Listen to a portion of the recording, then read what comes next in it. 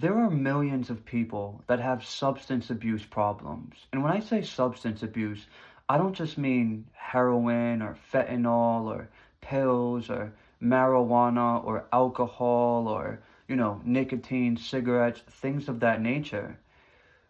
Most people rely on some type of substance consumption just to function. Coffee is a perfect example. If we can't go a day without coffee, then we probably have an abusive relationship with that substance. So, what I'm saying is, most people in America today have a substance abuse problem. Just different, they're on different ends of the spectrum, or they're on different areas of that spectrum of substance abuse. And of course, when we're talking about the heavier substances, well, this is when the substance abuse problem is, more so going towards a side of the spectrum that is very, very harmful. And I'm a person that for a lot of my life, I was on that side of the spectrum. I had been abusing substances since I was a teenager. So, starting at a pretty young age, I was abusing marijuana. I started abusing pills, alcohol. I was very addicted to consuming nicotine, so cigarettes, and then eventually vapes and things of that nature. And for a majority of my life, until I broke the cycle, I remained in those cycles of substance abuse because I didn't really understand, what was causing it. And of course, just the person I was back then, I wasn't really wanting to change the fact that I had substance abuse problems. And then when I did eventually want to change it, I had a lot of trouble changing that because I didn't necessarily have the proper tools and the education to know what was going on in my system. But eventually, I did acquire those tools and I broke that cycle of being addicted to substances. But it all started in my teenage years. In fact, it actually started with early childhood trauma, which eventually took the form of substance abuse. So if you want to break the cycle of being addicted to substances, you can't address you can't address the surface level manifestation of it. You have to go into the roots of what is actually causing it. And this is typically going to be early childhood trauma. And it's going to be fragmentation in the psyche that takes place as a result of that early childhood trauma. So when we're children, even when our parents and caretakers have the best of intentions, just because of the state that most parents are in and society in general is in, there's going to be a transference of trauma-based energy that's going to manifest through our subconscious and then eventually into our conscious reality in the form of traumatic experiences that will continually take place in a cyclical manner. So eventually we experience traumatic experiences and we don't know how to process it. So what we do is we have to fragment from the trauma. And we do this by fragmenting from the emotions that are associated with the trauma. And therefore we're also fragmenting from our true self, from that authentic source energy state that we came into the world as, just naturally as children. So these fragmentations are protective adaptations, and they often take the form of belief systems, perceptions, and identities that we will spend a majority of our life trying to uphold and trying to feed with energy. I'm this person. I'm that person. I'm never going to change. This is who I am. And a lot of people live in these cycles of being completely inauthentic to who they really are because they're polarized to thinking they're a protective adaptation, which acts as a filter in relation to how they experience reality. So they're never really having a true clarity of what is taking place in their life because they're filtering it through an adaptation that its existence is rooted in trauma that took place, in the early childhood. Now, the goal of this adaptation, which in a sense is like a program inside of us, we can even say a sentience, is to protect us from what it thinks we don't have the ability to process, because when we were children and we started experiencing these traumas, we didn't have the ability to process what was going on in our system. So when this protective adaptation is in a very extreme, very polarizing role, to protect us from what's actually taking place, this is when we develop what is known as a substance abuse problem. This is when we start over identifying with substances, because it's becoming very hard for us to continually shell ourselves away from what's going on inside. And the reason why this is because even though we create these protective adaptations, on a subconscious level, what we're also doing is creating experiences that are mirroring that early childhood trauma back to us. So it's like one part of our systems moving us in one direction, and then another part is moving us in another direction. And this could be very fatiguing. It could be very tiring. So anyways, because on a deeper subconscious, unconscious level, we're actually creating experiences that are meant to show us the trauma, we have these other parts of us that are working extra hard. And when they don't really know what else to do, this is when we adapt the substance abuse problem, which helps us fuel our identification with the part that the substance abuse problem is in connection with. And it helps further shell us away from that trauma that is actually trying to come up, so we could become aware of it and so we can process it.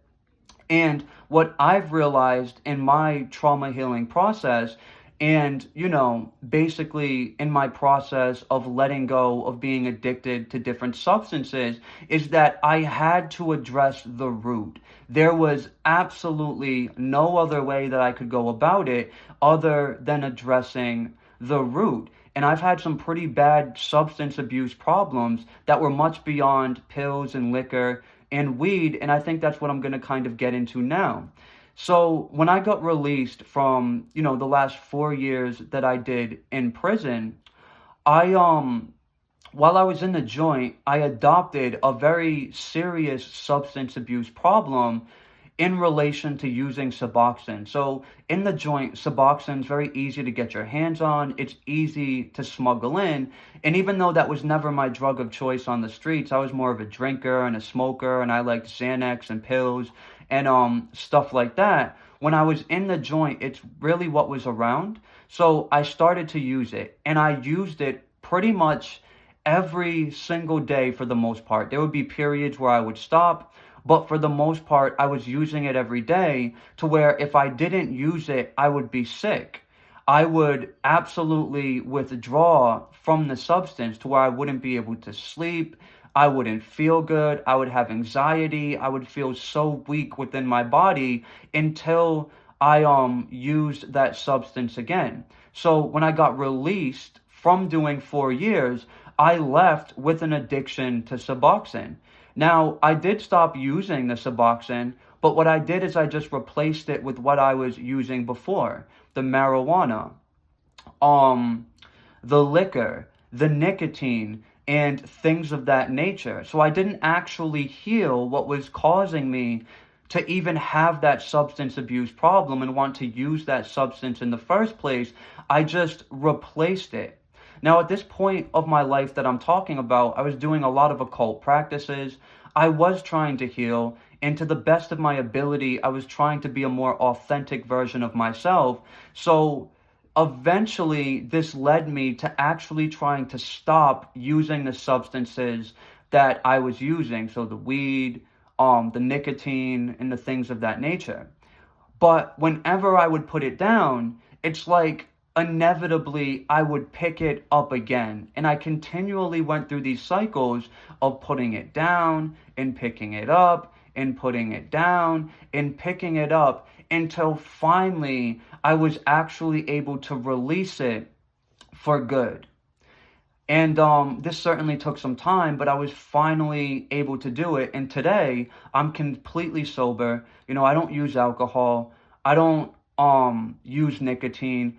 I don't smoke marijuana. And there has been a couple of times since quitting where it's, kind of came back into my life and I've used it, but I've been able to put it down, meaning I've been able to use it and then just let it go without like chasing it or going down the rabbit hole of needing to smoke it every day. So I do exist in a space today where I am clean and where I am sober, but it took a lot of self-development. It took a lot of emotional processing, and it took the proper education of what was going on in my system, and it took a lot of healing. And I realized that my substance abuse problems were rooted in this mother wound that I was carrying for a very, very long time, for a majority of my life until I became aware of it. And then with conscious awareness, I started going into that mother wound and processing the various different energies, we can say, the heavy emotions that were connected to that wound. And when we process enough of those heavy emotions in association with the core wound trauma, which is fueling the protective adaptation, which will manifest the reality of substance abuse when it feels that there's some really heavy things coming up, or even when its existence is threatened, this is when we can actually let go of something and, just kind of not experience it anymore, or not experience the urge to use whatever that thing is. And, I don't have urges to smoke cigarettes anymore. And I smoked cigarettes my whole life. I don't have urges to use marijuana anymore. And I smoked marijuana my whole life. And anything else I've ever used, I also don't have urges to use. Even on my absolute, worst days, I'm more than willing to have a bad day, knowing that even a bad day, is probably meant to realign me, or is probably meant to bring me into a deeper emotional processing, and it's meant to help me build a more authentic connection with my emotional body. The reason why most people can't actually heal from substance abuse is because they're not addressing the root cause. They're not addressing the trauma that is fueling the protective adaptation that is creating the reality of substance abuse. Because once again, the substance abuse is a part of that protective adaptation and how it's protecting you from what is going on underneath the surface. Think about it. When most of us are using substances, we want to be happy. We want to feel good, right? We want to have a good time. But what we have to ask ourselves is, why is it that we can't feel good just normally? Why can't we just feel good waking up in the morning and just being who we actually are? Well, part of the reason is because we're not actually being authentic, so no wonder why we don't feel good. If we have all of this trauma in our system that's influencing us unconsciously, and it's keeping us in these limiting cycles and negative cycles and patterns and unhealthy relationships and things of that nature, and if we're filtering our reality through, these parts of us that are not actually who we really are, they're protective adaptations rooted in trauma, and we can't be our trauma, therefore we can't be anything that's rooted in it as well. Well, no wonder why we're unsatisfied, and no wonder why we need to seek some external substance, or just a substance, in general, in order to make us feel good.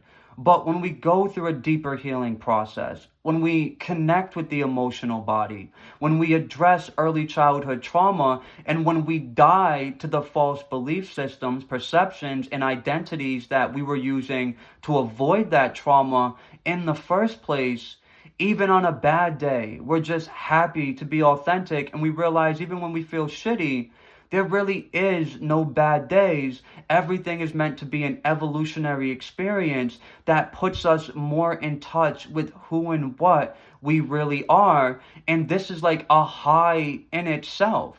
we wake up, and even if we're not feeling too good, or even if we're tired, we're just happy to be authentic in a world filled with people who are very inauthentic and are very identified with filtering their reality through a protective adaptation, through a protective persona or identity.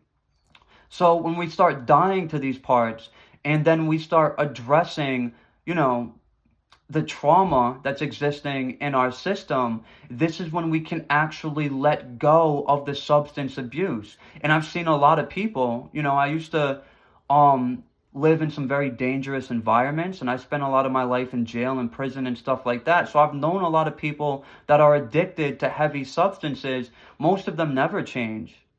But some of them, what they do is they actually go from using something like fentanyl to having to smoke weed every single day, or to have to be on Suboxone and smoking 2 packs of cigarettes. And what they're actually doing is they've just swapped, the addiction for another addiction, because they're still upholding that protective adaptation. And it's because they haven't addressed the root cause of what is actually taking place in their system. They haven't addressed the roots of why they created the protective adaptation and the substance abuse problem that is a tactic of the protective identity or of the protective adaptation. So to truly heal through substance abuse, what we need to do is let go of identifying with the protective adaptation and then go through a deeper processing of the trauma that's existing in our system.